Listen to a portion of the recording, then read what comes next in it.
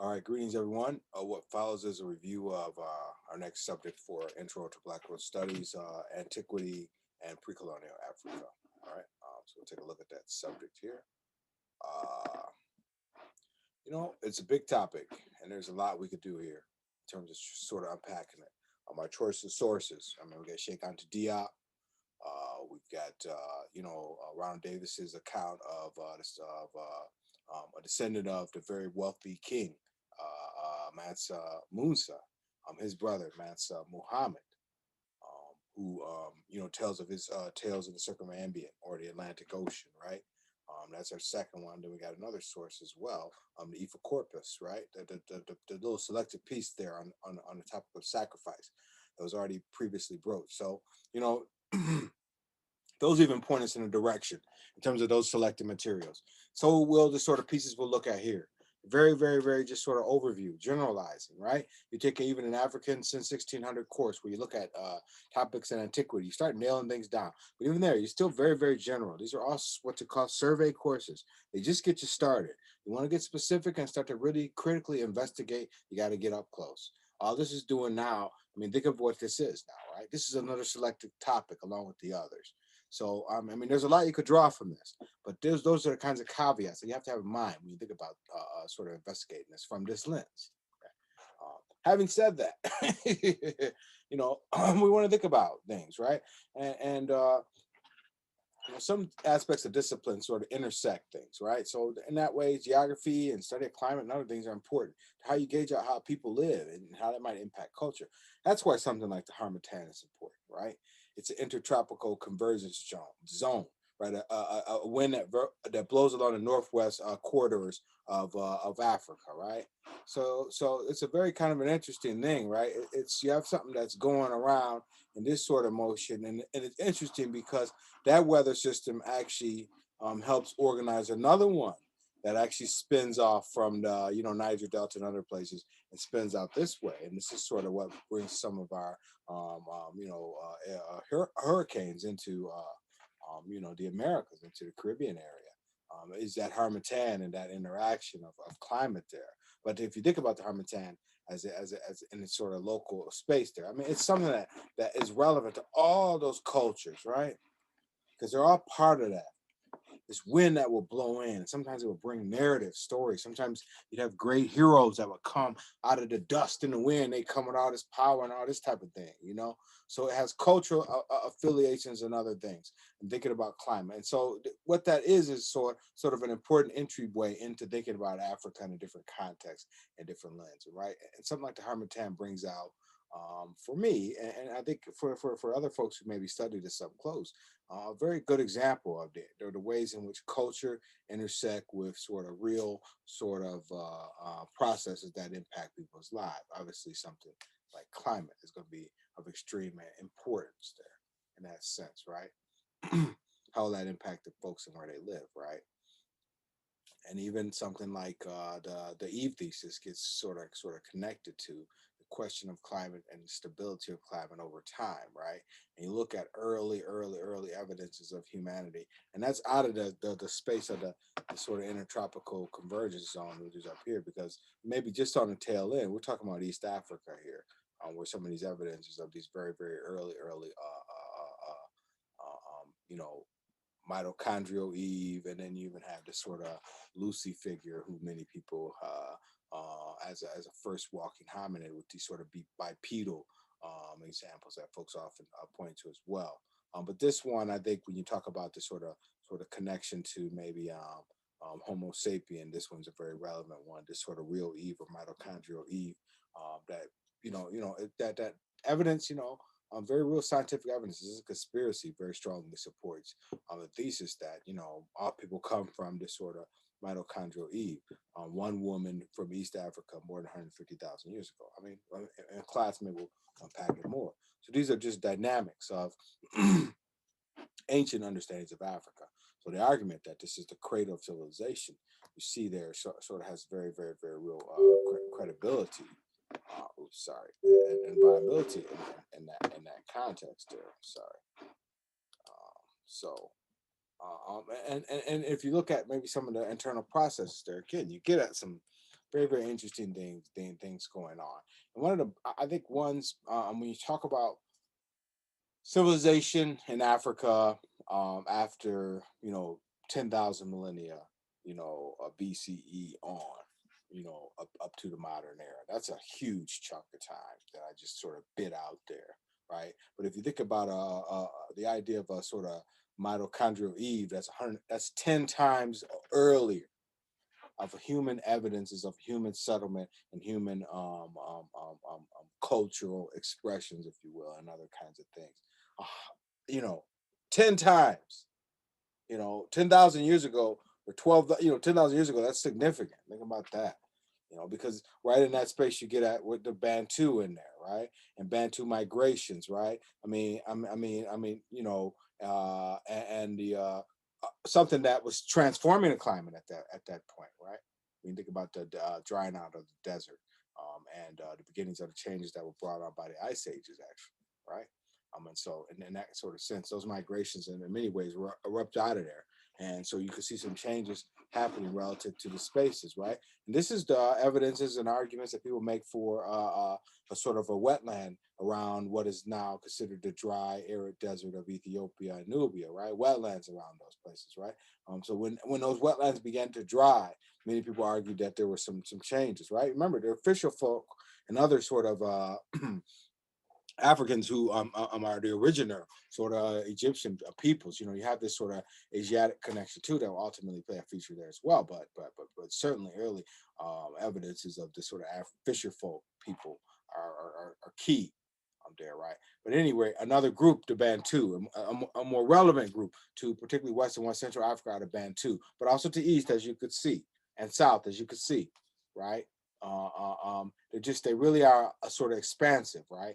And they're bringing with them all these sorts of new kinds of things, right? An ability to manage and maintain and be sustainable in the forest zone, but also outside the forest zone, right? But also taking advantage of the forest zone, the yam and other root crops, right? And efforts to domesticate animals. So you're out of the forest zone if you're talking about domesticating animals, right? But also moving into the forest and taking advantage of the forest. It's this ability to interact and intersect with climate that are features of the Bantu migrations, right? You have different groups of them. One is the sort of Eastern Bantu move south, east, and into Central Africa, right? They mix with these people who I'm describing, these fisher folk, these Nilo-Saharan or Nilo-Saharan people, right? Mixed with Bantu groups in some instances, and and the intersection is like a spark of culture, if you will, right? Because you have sort of Egyptian civilization that can point to origination affiliated to the intersections of Nilo-Saharan and Bantu people, right? You have Great Zimbabwe, which can make its case as well from offshoots of these Bantu migrations, as well as other cultures, the Nook and the Congo. And these are very, very early, and very, very articulate and important civilizations in Africa. And the migrations are closely affiliated to them, right? And by the way, you can imagine what the Western ethnographers reduced this sort of Bantu migration down to, the Negroid, and all these other sort of problematic categories. That's part of the flaw there. Of this sort of Western lens of what you see happening there, which is basically just a dynamism of culture. It's like a dynamism of culture and other things too. But that's one of the real important features that you have there, right? Um, because it'll get strange in places. You have evidences of cannibalism and other kinds of things, and very, very violent overtakings of other folks in the context of these sort of expansions as well. So we're not writing this off as it's a sort of complete, sort of happy, sort of story or whatever. Human history doesn't fit that sort of paradigm anyway. But you could think about some things there that will be relevant here in terms of what we're sort of considering and how this migration and expansion of peoples might be impactful in a range of kinds of ways. Another thing that's equally relevant, equally impactful, important would be the Iron Age, right?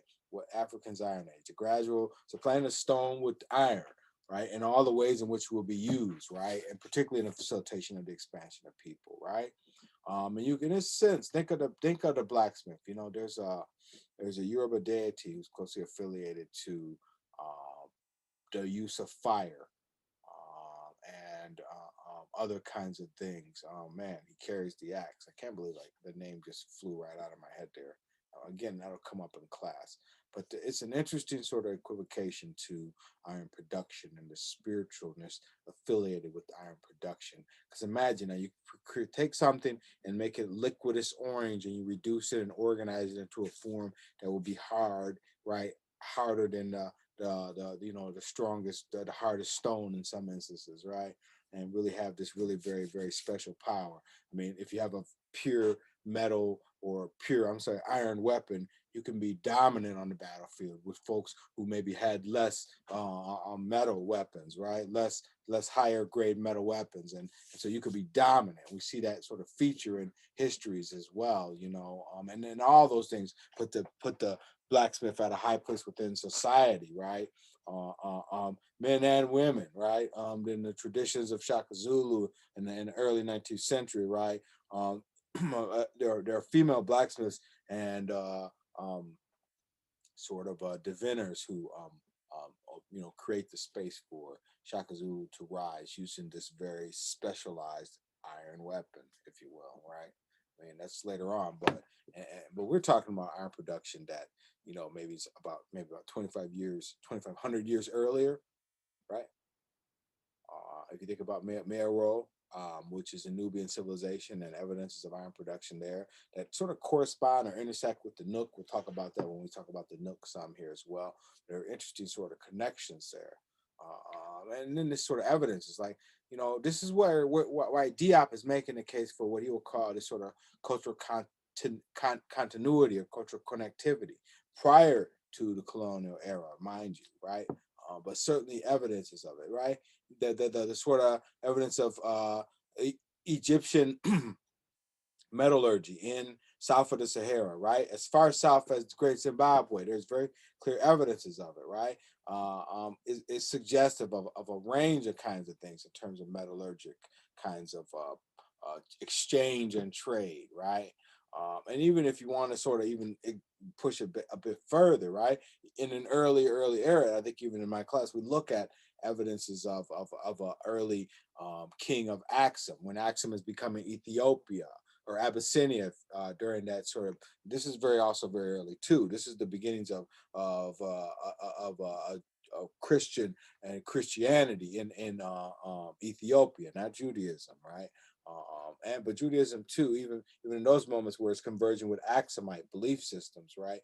And then what's playing out is gold trade, right? And some of it goes as far goes far to the Asian subcontinent, into what were the states states in India at the time, what we call modern day India, nation of India at the time.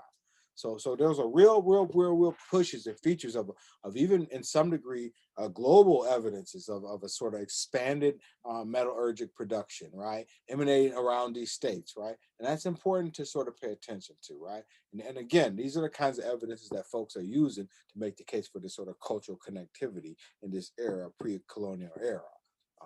But iron production is significant. I don't want to understate that because it really will be transformative for societies, right? And it could be exchangeable, right?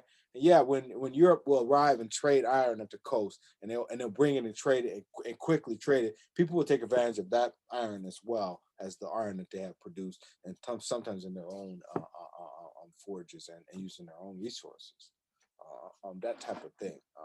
In terms of the production history, right? Another sort of feature of African societies, I think, pre-colonial that you want to sort of think about is agriculture, right?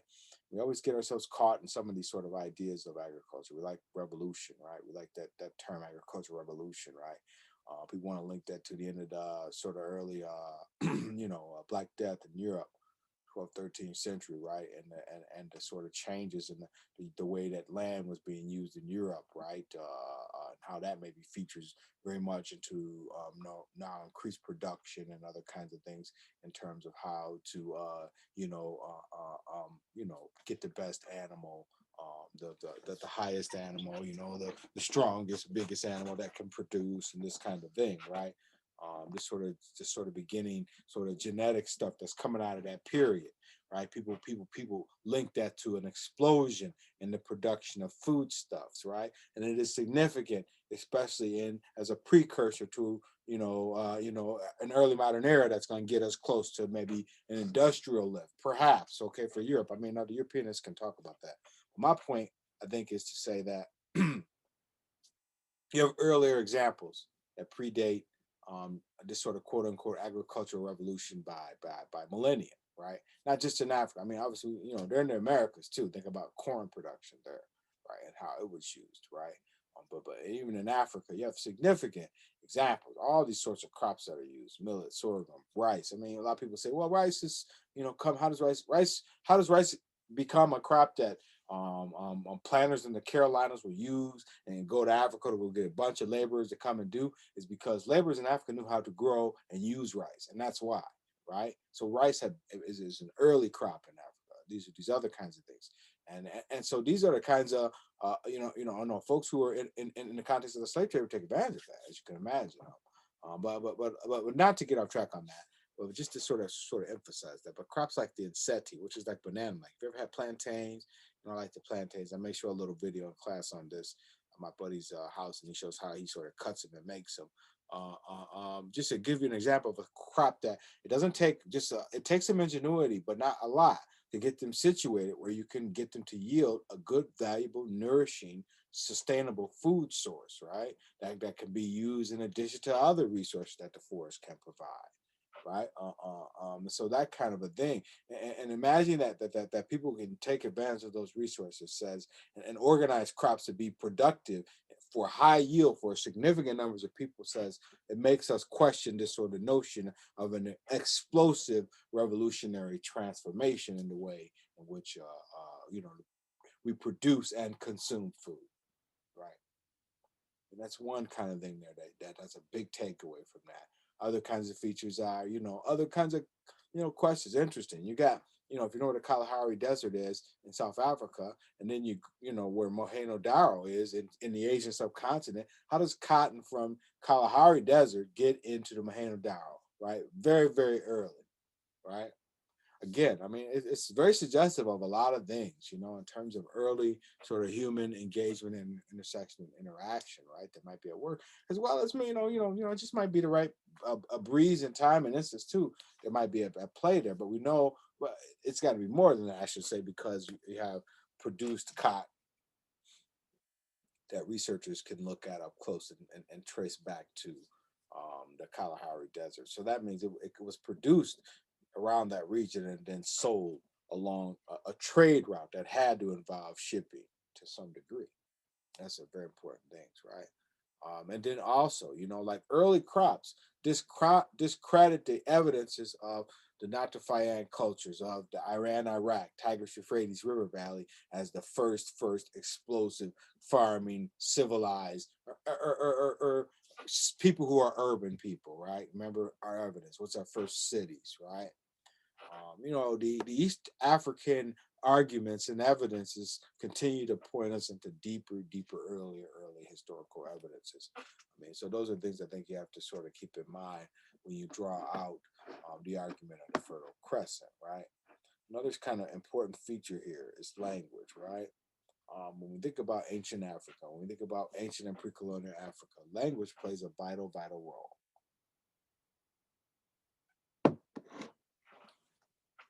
Really, what makes it so viable, and it's more objective in many ways. And objective is dangerous. You get in that road. What do you mean by objective and this and subjective? Okay, fine. Let's have that conversation. True. I mean, because I think it's the right one to have.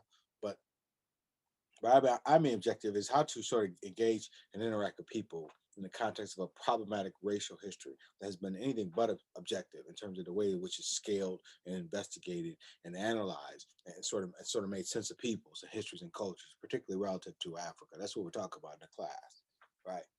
So in that sense, it's kind of like it's a sort of a hold up moment in many ways, because you say, well, something has to be more viable as a lens. And language seems to show or be suggestive of that, because the researchers who are engaged in language, and I mean etymologists who study African languages, right? I mean, and you have some, right? There's this incredible book by this philosopher, and I'm looking for it now. I'm probably going to try to find it for our class. Who's Congolese, and his study of language is it's incredible. It's one of the best studies, I mean, ever. I mean, we'll talk about it in class, but this kind of thing gets us to, language is doing so much more different, and so many different things that can be sort of analyzed and engaged, exclusive of sort of saying, well, this person, this is how they look. And so I can make an investigation based on that sort of racial type, right? Because that comes with all this kinds of problems. So you can use language to help sort of engage and understand cultural kinds of connections and things, as you can imagine, right? And then it takes you to stuff like, you have somebody who has maybe an ethnicity or ethnic connection that you might call Bantu, but and they might be Hausa though, and they were living in Nigeria, but they speak a tongue that's Chadic, right, or from East Africa, right, of Afro-Asiatic or Semitic descent, right, which might be something closer to the Nubian sort of cultures and peoples, right, and so they're over there and maybe where Lake Chad is, and you can Google that on a map and sort of see where that is, way far east, and then they're speaking a sort of native a tongue or language that's affiliated with this region, right? But it actually has connections across, maybe into modern day Arabia, right? The Arabian Peninsula, this kind of a thing, right? That region. So this sort of intersected. That's where you get this sort of Afro-Asiatic cultural sorts of ideas. But you can't tool that out just looking at people. And just trying to pin them down in sort of ethnic sort of categories. They might get you in the right space, but the potential for sort of problems of racial origin and other things, you can imagine, especially with the Western sort of researchers. That might be one of the challenges that will come with that, right? Or another example, someone who's Fulani. And the Fulani are these people who move in and around, places like Upper Senegal and even up into Nigeria there again, and in other places, moving around. They're moving around in this sort of savannah region, right? But they speak a tongue that's the Bantu people, right? We know that the Bantu people have these mobilities that bring them into southern Africa, all around into also West Central Africa, and all these other places. So you can see the convergences and intersections that might be working toward it in terms of cultural exchange. And what it tells you is pretty probably what you already kind of know by now, right? You know, this is why the concept of the Negro falls down the stairs under any bit of scrutiny. This is why these categories of Caucasoid and Mongoloid and whatever all these oids are fall down the stairs under any bit of scrutiny, because they cannot make sense of the dynamism of cultural exchange, right? They want to put this in homogenous cultural blocks, and people like to benefit from them. Think about what they may or may not mean, right? But they just it's not a homogeneous population box, but concentrations of physical and genetic characteristics within a time space flux. That's not my words, but it's nicely sort of put there, right? And also like those sort of emphases or concentrations, right? They're always changing.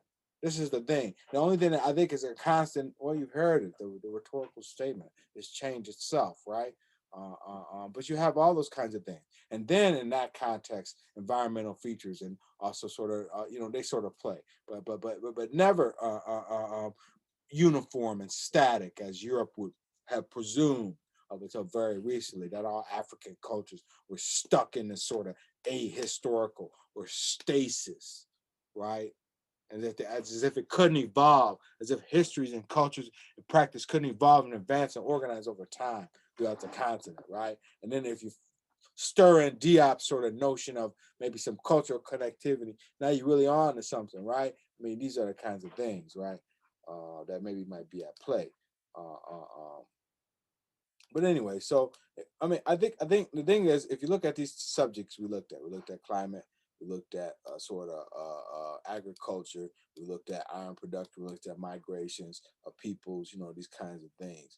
If you take them all together, I think these are kinds of criteria you would use to sort of say, I want to have to investigate in a very more expanded way the cultures of Africa. That's the sort of lenses that you got to start taking with you to do it. And we have, you haven't really got to discipline.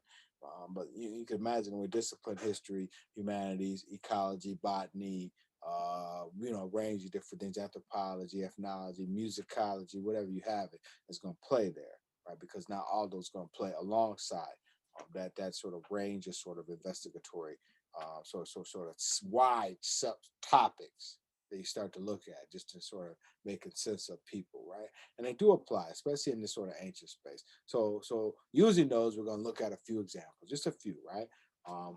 Egypt and Nubia, and you'll see a few others here that you'll recognize, right? And then so our emphasis on sort of the Egypt and the Nubian culture, right, is sort of emphasizing the cultures of Nubia. I've always just found them to be very dynamic, and they're more than in many ways the evidences of the Egyptians that they write about. That have been sort of recorded as they're the use of the people from the Nubian folks as their laborers essentially, or as their warriors, as their hirees, as mercenaries essentially, because these guys with the boat, the Tasseti, became very famous as very, very powerful warriors and fighters, right? So you situate Nubian culture in that way. I mean, it's a facet of it. It's at a time when Egypt is dominating Nubia, and then they write about who the Nubian people are. And again, for some folks in the West, this is what they can grapple onto almost in its entirety to make sense of these peoples, right? And another thing this does is it helps to separate Egypt from the rest of Africa in many ways. You all know and have heard of these kinds of discussions. They're very real in this sort of sense, right? But the truth is just a bit more, as you can imagine, complex. Yeah, they did fight at times. There were instances where one dominated the other, as you'll see, right? But large part though, their cultural exchange is very, very clear and present, right? Their economic exchange is very, very clear and present, right? And so there's a real sort of interplay at work there, right? For instance, the Egyptianized kings of Nubia utilize artisans and the matrilineal systems of Egyptians, right? So you could see this sort of interchange, right? But then, as we'll see, we'll look at some video stuff. You'll see the ideations of spirit, sort of emanate from Nubia. And sort of feature in the practices in Egypt. In fact, what you see in Nubia is considered the older culture in many ways, right? And so, but they weren't always. There are evidences of unities. There's evidences of disunities of these two cultures together, right? But certainly, you have a Nubian culture that thrives during Egypt's first and second sort of periods, right? And Kerma as a major capital, right?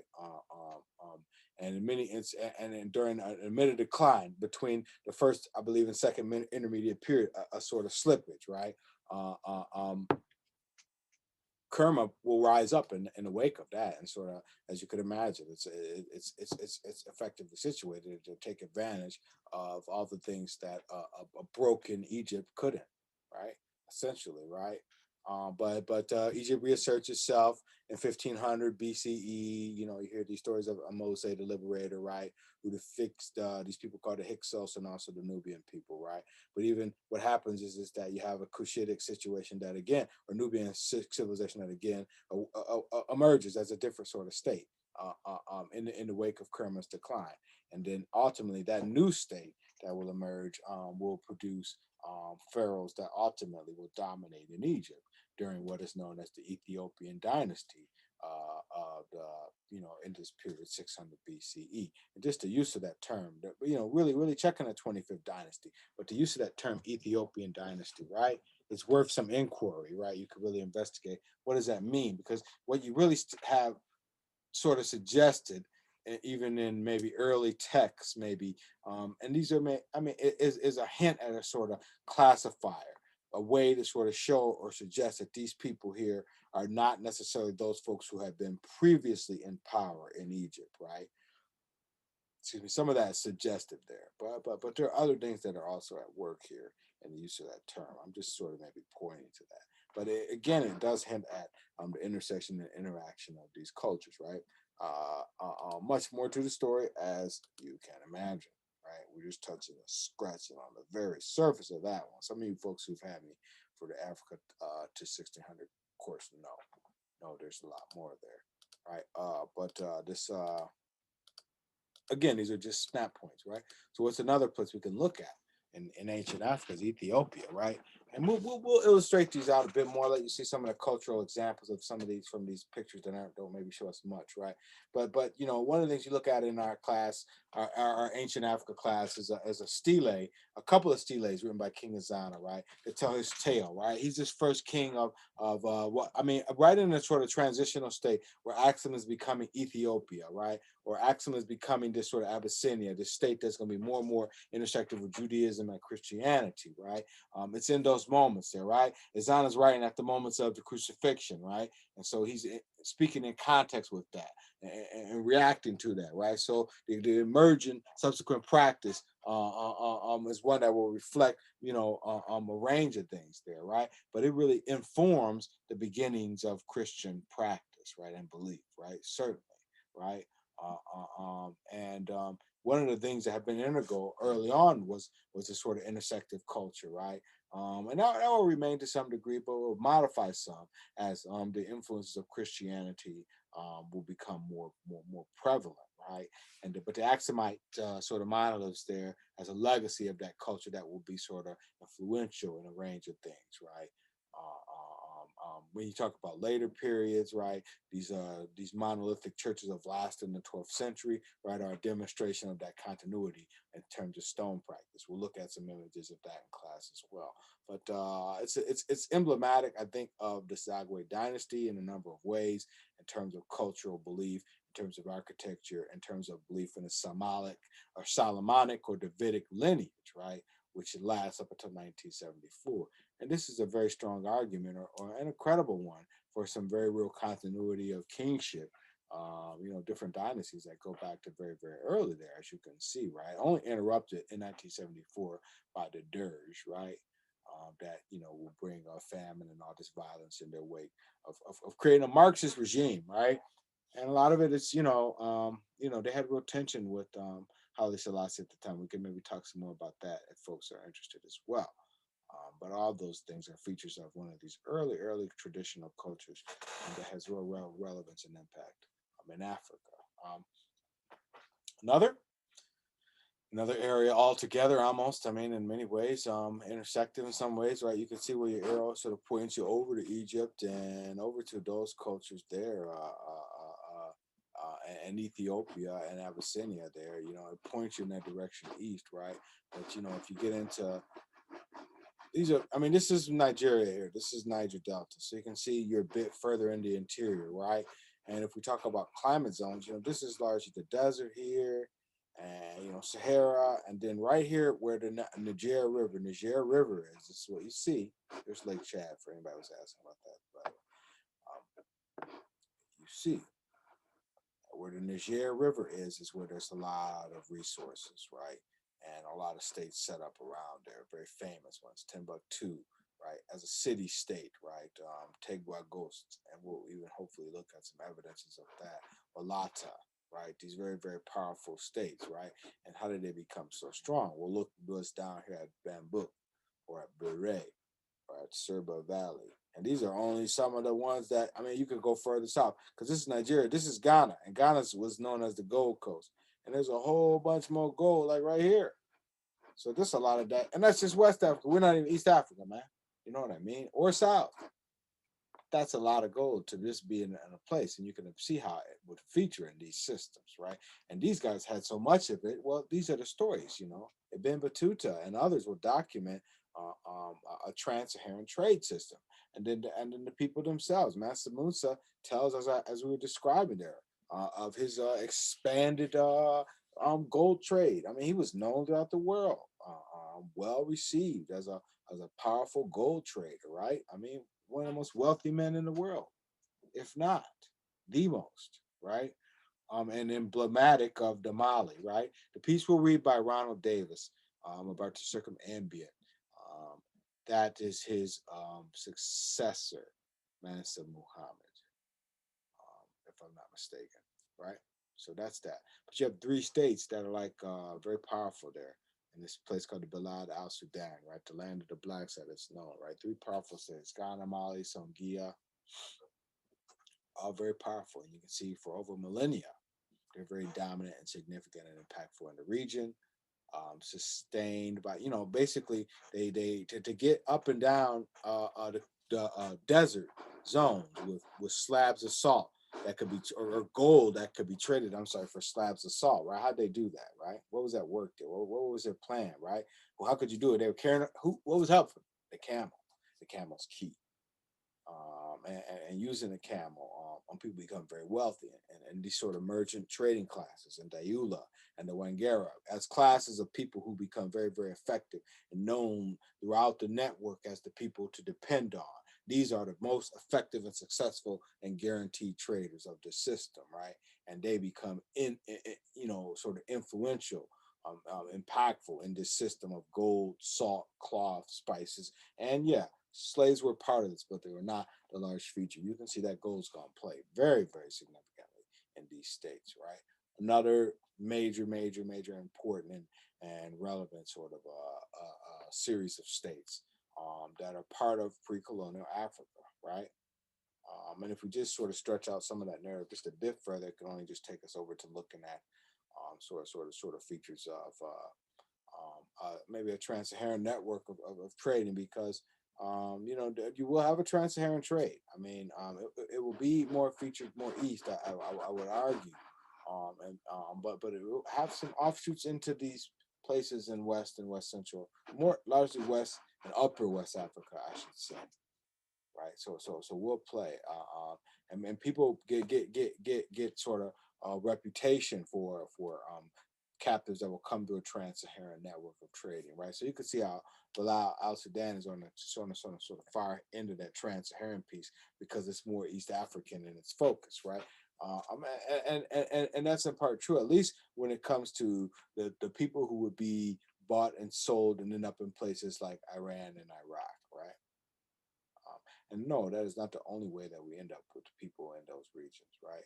It's important to note that you also have other folks who will also come into the region, right? You have these folks called the Sadis, who are actually essentially the guarantors of trade in the Asian subcontinent region. They're not different from the Dayula or the Wangara due to Bela al Sudan, right? But even these folks who are brought here as captive people sort of get classified. And I bring them up here just to sort of note again, sort of problems of these sort of the legacies of these sorts of names and how they sort of will play. The Zanj will play. The Zanj will become sort of nomenclature for black, along with Ethiopian to some degree, and even more problematically, maybe Ham, the descendants of Ham, this kind of a thing, right? So just sort of maybe just sort of peppering in the dialogue of categorization that will feature in some ways and in problematic ways in terms of how we sort of assess and make sense of this. And some say, well, why bring it up anyway? Well, whatever. I can't. I'm not gonna lie. Just lie and say it's not there. I mean, that kind of thing.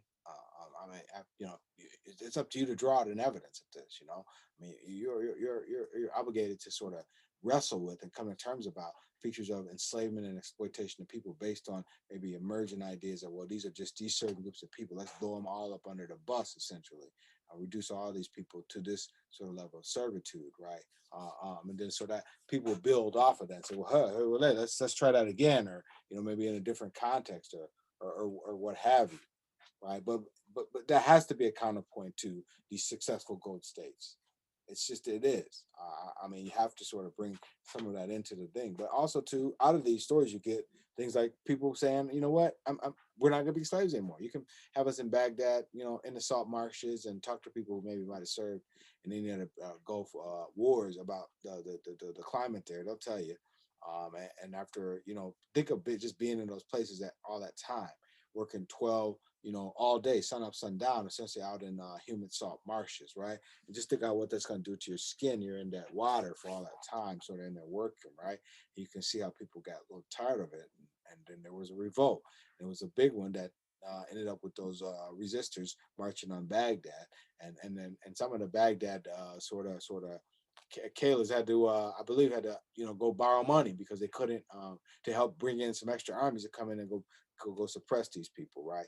And you can, and that some people use and make reference to as a feature of a sort of, again, a classifier that was going to play in terms of how we make sense of these peoples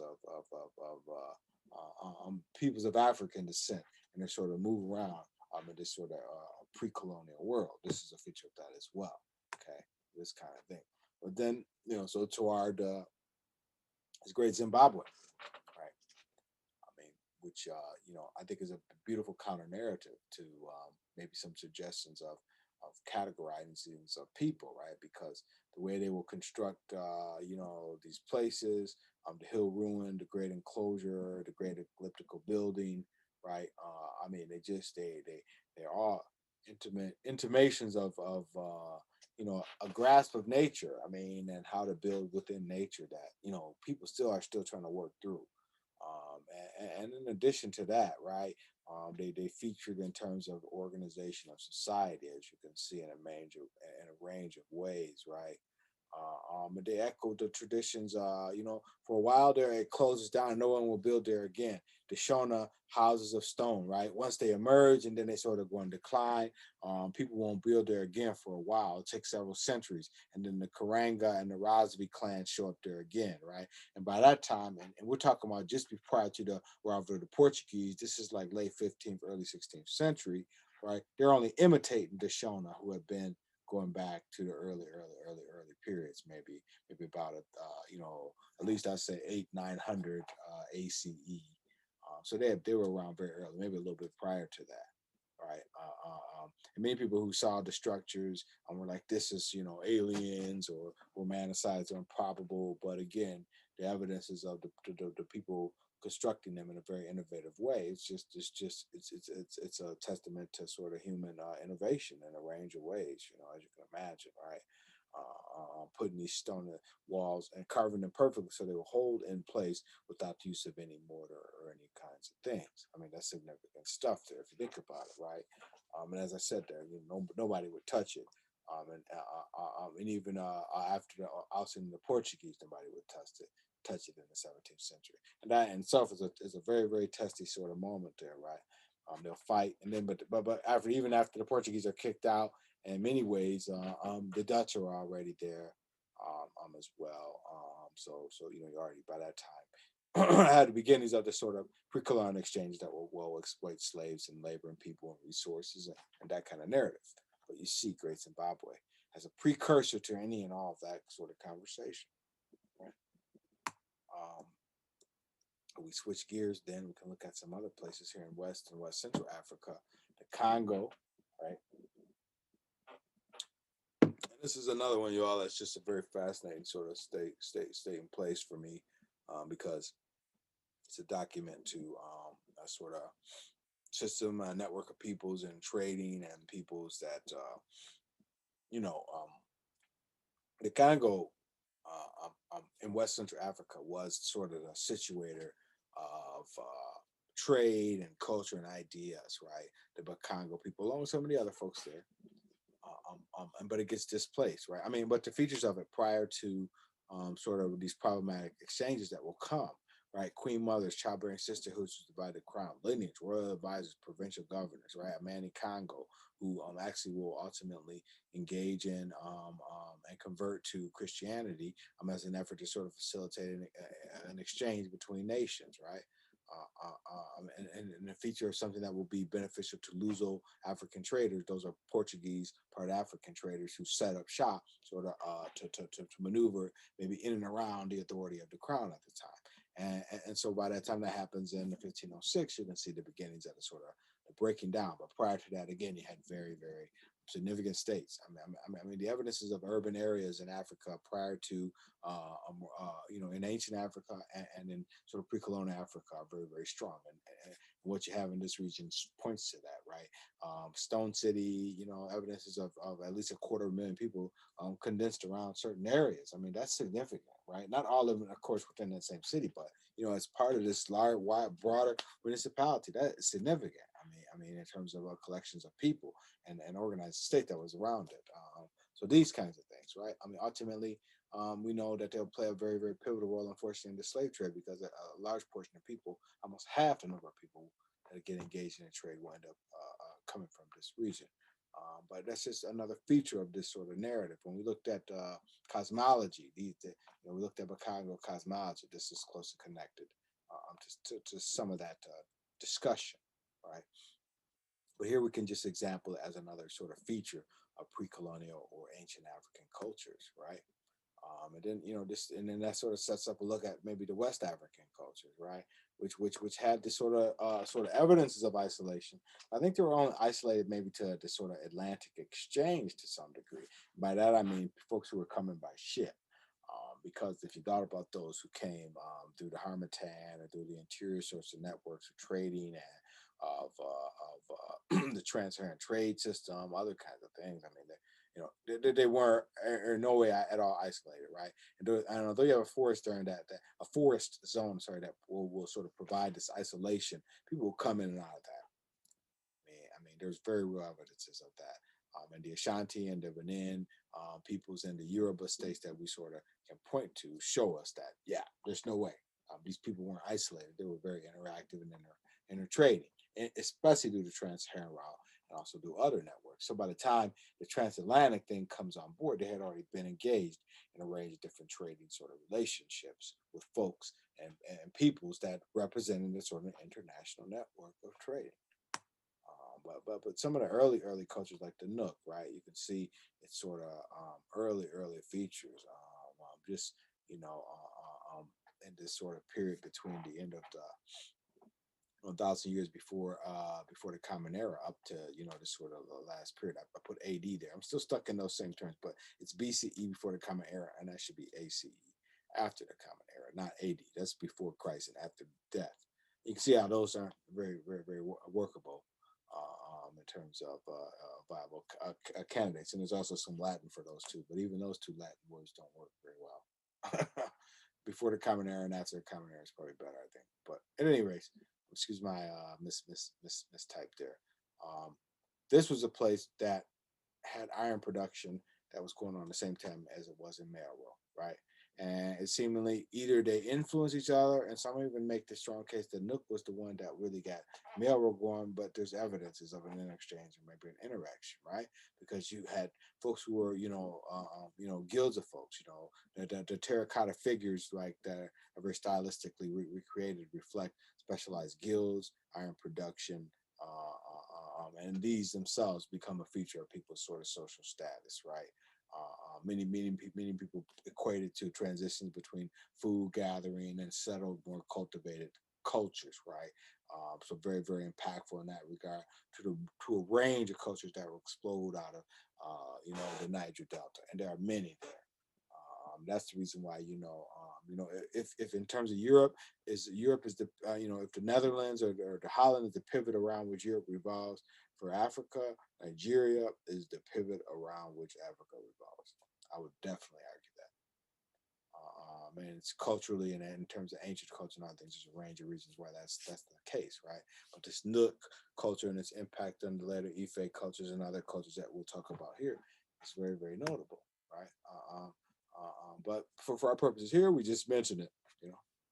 I mean, yeah, because really you could talk about Benin and the Edo folk, because that's a very interesting sort of component there that you can get into. That's just one example in many that you begin to sort of see and you can make correlation to. But here we're just introducing them, right? And the last I think would be one that would locate as close to the Khan peoples around Ghana, right? And they have this close connection because one of these states, if you recall, was called Ghana, right?